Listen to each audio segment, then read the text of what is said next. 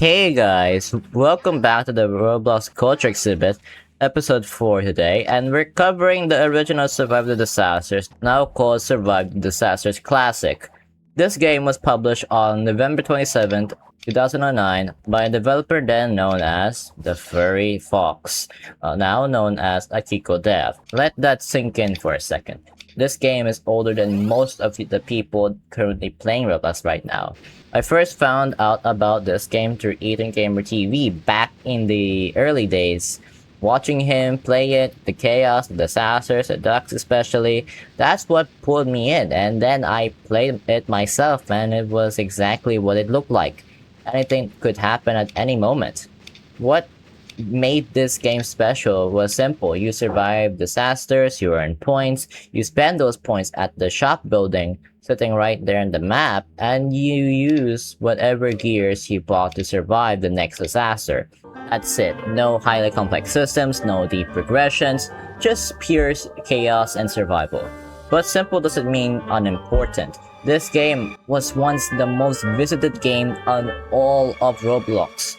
The most favorited game on the entire platform, at one point with over 400,000, 75,000 favorites. One developer built something in 2009 that an entire generation of Roblox players grew up with. So today we're playing it, talking about what made it matter, and giving honest ratings at the end. Let's get into it. Oh my god, the walls. I sound someone's head. Go on, let's get oh my god. Get on entire heads. Wait, can I get on top of his head? Yeah.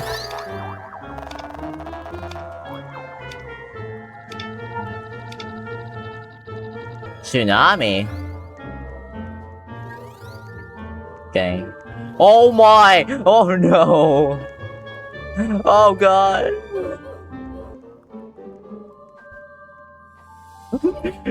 Come on. What's up? Oh my god! We sacrificed him for the greater good. There's game passes though.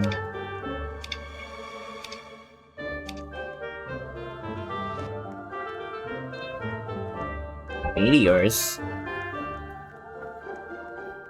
Oh my! I can't believe it. That was unexpected. That was kind of cool. Oh my! Oh no!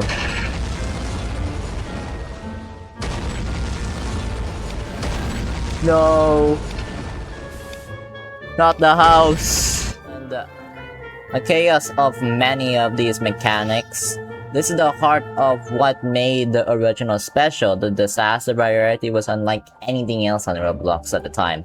The natural disasters mixed with complete absurd ones. And every disaster specifically deserved their own mentions. The ducks are one of the most chaotic and memorable disasters in the entire game. You never knew what was coming next, and that unpredictability kept every round feeling different for a 2009 game. That level of variety was remarkable, even if the mechanics themselves were basic by today's standards.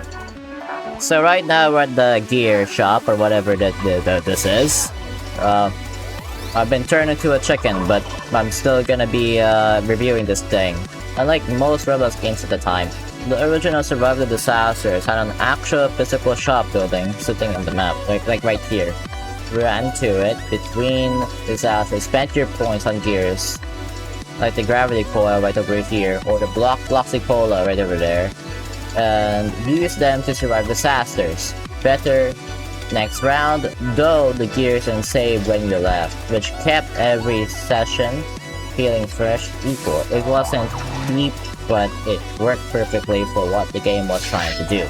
But anyways, while the creators right now attacking everyone, the legacy in the current state of this game right now is a defined era. It was the first game on Roblox to hit 300,000 favorites. It was the most visited game on the entire platform in 2011 and 2012. Ethan Gamer TV played it, countless old school Roblox YouTubers covered it, then NES took over, and the disasters and survival genre slowly died out. The original hasn't gotten meaningful updates in years, The last real update was in December 2002, which was mostly just fixes. The map hasn't changed. The visuals are frozen in time, and the game is essentially a time capsule, but it's still essentially running and still plays exactly the way it always does. Has much more. Most of the mechanics and also the victory part, you can still see that it's still old.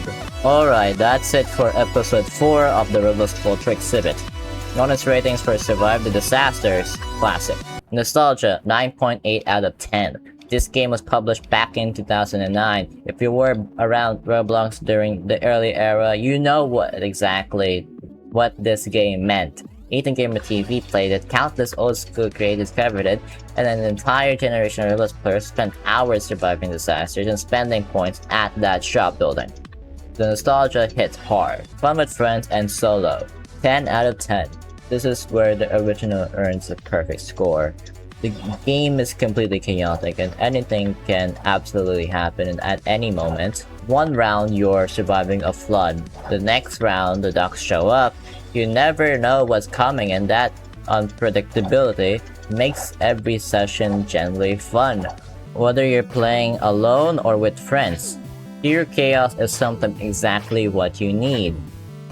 Cultural impact: 8 out of 10. This game was the most visited game on all of Roblox. In 2011 and 2012, it was the first game to ever reach 300,000 favorites, and was at one point the most favorited game on the entire platform. Famous YouTubers played it. It shaped what early Roblox for millions of players.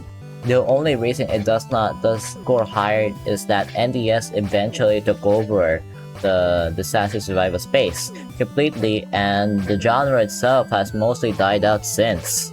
But the impact during its peak was real and significant. Gameplay and mechanics: 4 out of 10. This is an honest score, not a harsh one. The gameplay is basic. Survive the disasters for 30 seconds, earn the points, 5 gears, repeat. There's not much much depth beyond that, but here's the important thing. For 2009 Roblox game, this was actually unique and well executed. You have to judge it by what existed at the time, not by modern standards. It was basic, but it was solid and it worked. Map and visuals: 8 out of 10. The visuals are old, insanely old, and none of the maps have been updated in any meaningful way. But they carry a specific kind of charm that's hard to explain. Playing on those maps in 2006 feels like stepping back into early Roblox, and that feeling is worth something. The nostalgia of the visual design is a feature, not a flaw, even if it wasn't intentional.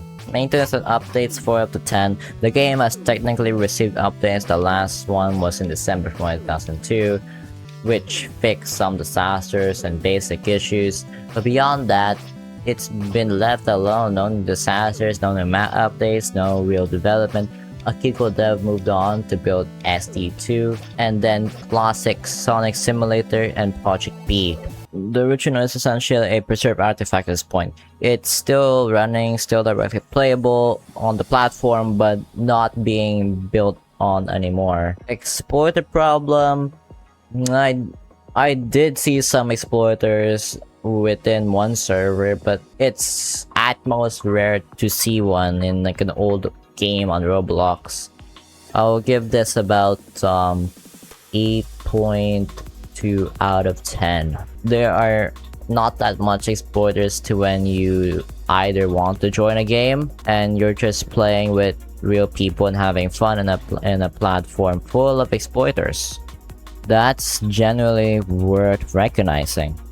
Pay to win: 9.8 out of 10. Mostly fair. The gear shop is accessible to anyone who earns through enough points by actually playing and surviving. There are some game pass items that give advantages, but it's not predatory, and the core game never feels unfair without spending anything. One of the fair monetization setups you'll find on the platform. Overall score: 7.95 out of 10. Survive the Disasters Classic is a 2009 game that shaped what early Roblox looked like For millions of players, it was the most visited game on the platform, the most favorited game on the platform, and one developer built all of it from scratch.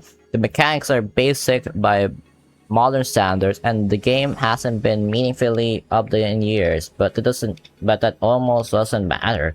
What it built during its peak is undeniable, and the ducks are still iconic. The next episode, we're covering the sequel, Survive the Disasters 2. Same developers, same chaos, but everything rebuilt and expanded. See you there. That's episode 4 of the Roblox Culture Exhibit. Thanks for watching, and I'll see you in the next one. Goodbye!